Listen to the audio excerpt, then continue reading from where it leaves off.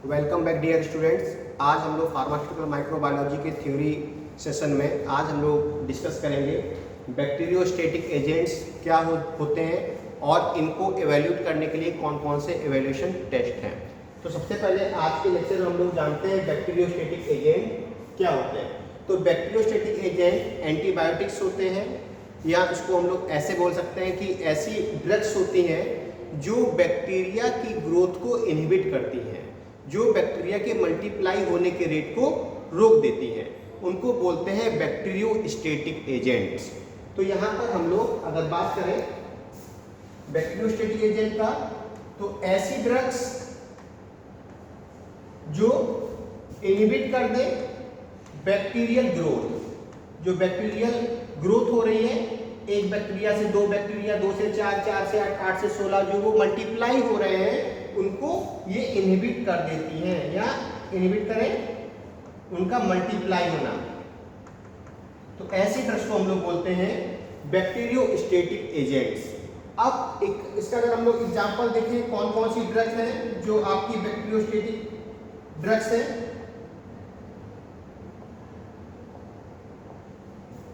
तो यहां पर टेट्रासाइक्लिन ये आपकी बैक्टीरियोस्टेटिक ड्रग है। क्लिंडामाइसिन,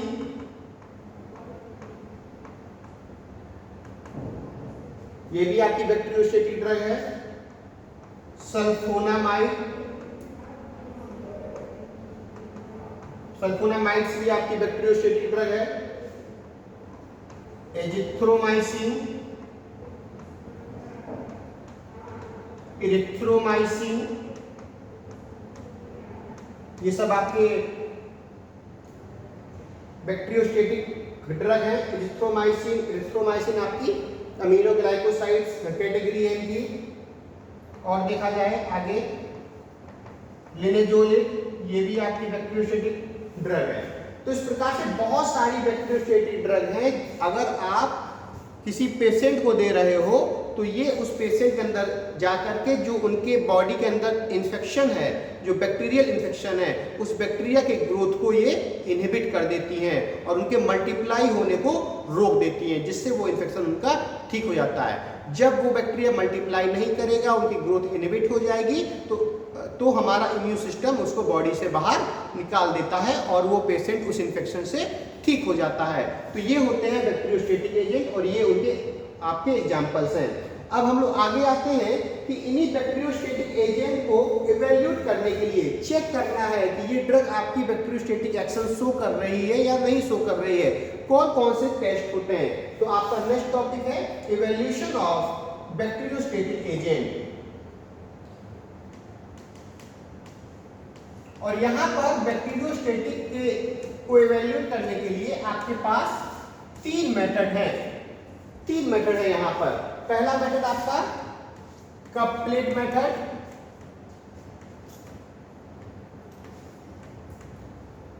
दूसरा मेथड आपका डिच प्लेट मेथड,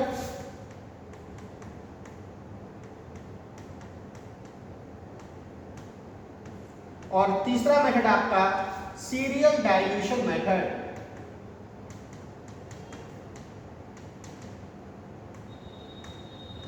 ये बैक्टीरियोस्टेटिक एजेंट को एवेल्यूट करने के लिए यहाँ पर 3 मेथड है। ये तीनों मेथड बहुत इंपॉर्टेंट है जो आपके अक्सर एग्जाम में, सेमेस्टर एग्जाम में पूछे जाता है। Define bacteriostatic agent with example and write detail about its evolution test. इसके एवोल्यूशन टेस्ट को आप डिटेल से लिखिए। तो यहाँ पर आपको इन तीनों टेस्ट के बारे में आपको लिखना पड़ेगा। इन तीनों टेस्ट से आपको मालूम चलेगा कि आपका जो ड्रग है, जो केमिकल एजेंट है, वो बैक्टीरियोस्टेटिक है या नहीं, और बैक्टीरियोस्टेटिक है तो किस लेवल का है, उस ड्रग का कितना डोज, कितना कंसंट्रेशन बैक्टीरियोस्टेटिक रिस्पॉन्स शो कर रहा है। तो यहाँ पर हम लोग 1 बाय 1 तीनों मेथड को हम लोग डिस्कस करेंगे। Cup plate method, ditch plate method और सीरियल डाइल्यूशन मेथड। इसको आप CDS से भी याद कर सकते हैं। CDS एक आपको शॉर्टकट है। CDS का मतलब C से आपका कप प्लेट मेथड, D से ditch plate method and S से सीरियल डाइल्यूशन मेथड। तो बैक्टीरियोस्टेटिक एजेंट को इवैल्यूएट करने के लिए CDS। तो चलिए 1 बाय 1 हम लोग स्टार्ट करते हैं। पहला मेथड आपका cup plate method. Cup plate method में क्या है, आपको नाम से ही क्लियर हो रहा है, कप प्लेट, कोई प्लेट में कप रखे हुए हैं ऐसा कुछ आपको दिखाई देता है। तो इसमें होगा क्या कि सबसे पहले हम लोग एक अगार पेट्री प्लेट लेते हैं, ये आपकी अगार पेट्री प्लेट है और ये अगार पेट्री प्लेट आपकी स्ट्राइल है, एकदम स्ट्राइल, इसमें पहले से कोई भी बैक्टीरिया नहीं है। अब हम लोग क्या करेंगे, इसमें स्प्रेड करेंगे, स्प्रेड करते हैं सेंसिटिव माइक्रो ऑर्गेनिज्म, ऐसा माइक्रो ऑर्गेनिज्म जो उस एंटीबायोटिक से सेंसिटिव है, उससे उसको इफेक्ट पड़ सकता है, उसको हम लोग स्प्रेड कर देते हैं। देखिए यहाँ पे मैंने स्प्रेड इसको कर रहा हूँ येलो कलर से आपको, ताकि समझ में आए। ये हमने अगार पेट्री प्लेट में सेंसिटिव माइक्रो ऑर्गेनिज्म को स्प्रेड कर दिया। अब हम लोग क्या करेंगे, इसमें बोरर के हेल्प से, स्ट्राइल बोरर के हेल्प से इसमें हम लोग 8-8 mm का बोर करेंगे, मतलब होल करेंगे, 8-8 mm डायमीटर के हम लोग इसमें बोर करेंगे। और जो आपका बोरर होगा वो स्ट्राइल होना चाहिए, ठीक है। चलिए, तो हम लोग यहाँ पर बोरर के हेल्प से उसको बोर करने जा रहे हैं। चलिए, आपने यहाँ पर 8-8 mm डायामीटर के 4 को बोर किए।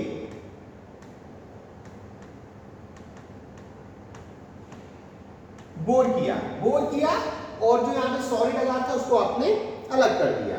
अब उसमें आपने ऐड कर दिया एंटीबायोटिक, वो ड्रग जिसका आपको इवैल्यूएशन करना है, बैक्टीरियोस्टैटिक एजेंट। एंटीबायोटिक का डिफरेंट कंसंट्रेशन इसमें मेल्टेड अगार के साथ आपने उसको ऐड कर दिया, फिल कर दिया, ठीक है। और उसके बाद आपने इसको इंक्यूबेट किया, बीओडी इंक्यूबेटर में आपने इसको इंक्यूबेट किया। आपने 24 घंटे के लिए इंक्यूबेट किया। टेम्परेचर सेट किया आपने इसमें 35 से 37 डिग्री सेंटीग्रेड।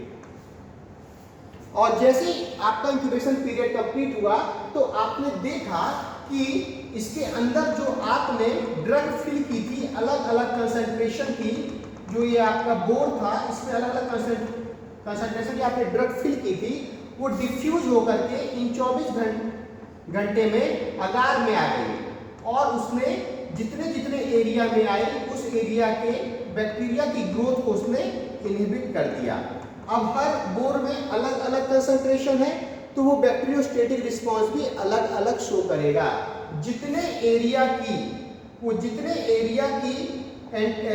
बैक्टीरिया की ग्रोथ को इनहिबिट कर देगा वो कहलाता है जोन ऑफ इनहिबिशन। मान लीजिए इसने इतने एरिया के बैक्टीरिया की ग्रोथ को इनहिबिट कर दिया, इसने इतने एरिया के बैक्टीरिया की ग्रोथ को इनहिबिट कर दिया, इसने इतने एरिया के बैक्टीरिया की ग्रोथ को इनहिबिट कर दिया, इसने थोड़े से ज्यादा एरिया के बैक्टीरिया की ग्रोथ को इनहिबिट कर दिया। यहाँ पर कोई भी ग्रोथ नहीं मिल रही है, यहाँ पर आपको कोई भी ग्रोथ नहीं मिल रही है।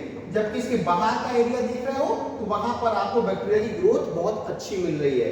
तो हम लोग क्या करते हैं, इस एरिया को मिलीमीटर में नाप लेते हैं, mm में नाप लेते हैं और इसको हम लोग बोलते हैं जोन ऑफ इनहिबिशन। ये जोन है, ये वह एरिया है जहां पर बैक्टीरियल ग्रोथ इनहिबिट हो गई है, तो उसको बोलेंगे हम लोग जोन ऑफ इनहिबिशन। और जिस भी बोर में जोन ऑफ इनहिबिशन जितना अच्छा मिलता है, इसका मतलब ये होता है कि उसमें जो भी एंटीबायोटिक का कंसंट्रेशन आपने फिल किया था वह बैक्टीरियोस्टैटिक रिस्पांस उतना अच्छा शो कर रहा है। इस प्रकार से आपको मालूम चल जाएगा कि आपकी एंटीबायोटिक का कौन सा कंसंट्रेशन बहुत सुपीरियर बैक्टीरियोस्टैटिक रिस्पांस शो कर रहा है। और ये हमने परफॉर्म किया बाय कप प्लेट मेथड। जब आप इसको ओवरव्यू से देखोगे इस पेट्री प्लेट को तो ऐसा लग रहा है कि एक गोल प्लेट में 4 कप रखे हुए हैं, इसीलिए इसका नाम है कप प्लेट मेथड। तो ये हमारा पहला मेथड कंप्लीट हुआ, कप प्लेट मेथड, जिससे हम लोग बैक्टीरियोस्टैटिक एजेंट को इवैल्यूएट करते हैं। इसके बाद हम लोग आते हैं अपना सेकेंड मेथड में।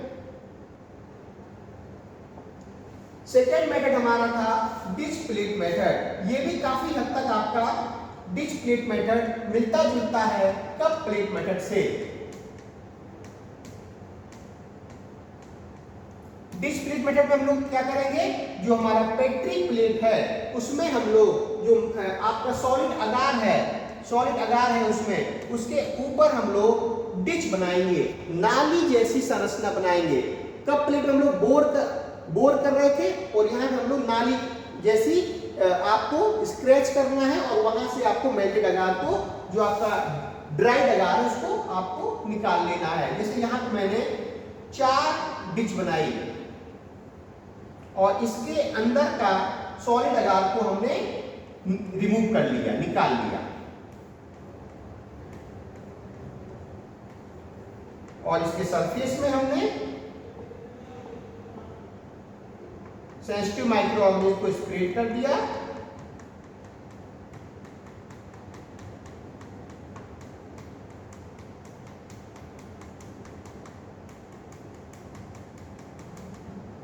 और इनमें हमने डिफरेंट कंसंट्रेशन के एंटीबायोटिक को हमने फिल कर दिया। डिफरेंट कंसंट्रेशन का एंटीबायोटिक को हमने फिल कर दिया विथ मेल्टेड अगार के साथ हमने डिफरेंट कंसंट्रेशन के एंटीबायोटिक को फिल कर दिया।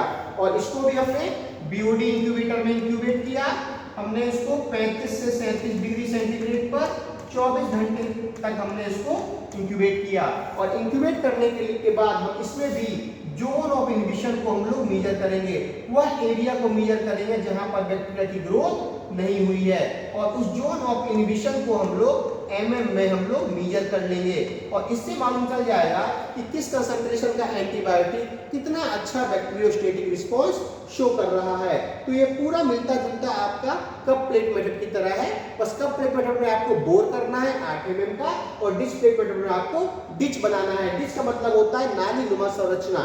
ठीक है, चलिए आपका तीसरा मेथड है सीरियल डाइल्यूशन मेथड। ये बहुत इंपॉर्टेंट है। सीरियल डाइल्यूशन मेथड से भी हम लोग बैक्टीरियोस्टेटिक एजेंट को इवेल्युएट करते हैं। ये मान लीजिए आपका स्टॉक सॉल्यूशन है, स्टॉक सॉल्यूशन मतलब ये आपका बैक्टीरियोस्टेटिक एजेंट है। इसका हमको कंसंट्रेशन मालूम करना है, किस कंसंट्रेशन में ये बहुत अच्छा बैक्टीरियोस्टेटिक रिस्पांस शो करता है। तो हम लोगों ने क्या किया, इसमें से 1 ml को ट्रांसफर किया एक दूसरे टेस्ट ट्यूब में और उसमें 9 ml मेल्टेड अगार ऐड कर दिया। और फिर इसमें से 1 ml लिया, दूसरे टेस्ट ट्यूब में ट्रांसफर किया और उसमें भी हमने 9 ml मेल्टेड अगार को ऐड कर दिया। फिर इसमें से 1 ml मैंने लिया नेक्स्ट टेस्ट ट्यूब में और 9 ml मेल्टेड अगार को ऐड कर दिया। फिर इसमें से हमने 1 ml लिया दूसरे टेस्ट ट्यूब में और 9 ml हमने मेल्टेड अगार ऐड कर दिया। ये प्रोसीजर हम लोग काफी लंबे सीरीज में परफॉर्म करते हैं। सीरियली आप देखिए ना कि यहाँ से आपने 1 ml लिया और फिर यहाँ पर आपने जैसे 9 ml ऐड किया तो 1 + 9 हो गया आपका 10 ml और फिर आपने 10 में से 1 ml लिया, मतलब इसका 10% लिया। फिर ये भी आपका 9 ml के साथ कितना हो गया 10, 1 + 9 = 10 और फिर इसमें से आपने 1 ml लिया। तो आप देख रहे हो लगातार ये डाइल्यूट होता जा रहा है, इसका कंसंट्रेशन कम होता जा रहा है। 10% उसका आगे जाता जा रहा है, उसका कंसंट्रेशन डाइल्यूट होता जा रहा है, इसीलिए बोलते हैं इसको सीरियल डाइल्यूशन टेस्ट। फिर इसमें हम लोग क्या करते हैं, सेंसिटिव माइक्रो ऑर्गेनिज्म को ऐड करते हैं। फिर इसके बाद हम लोग अगार पेट्री प्लेट लेते हैं, अगार पेट्री प्लेट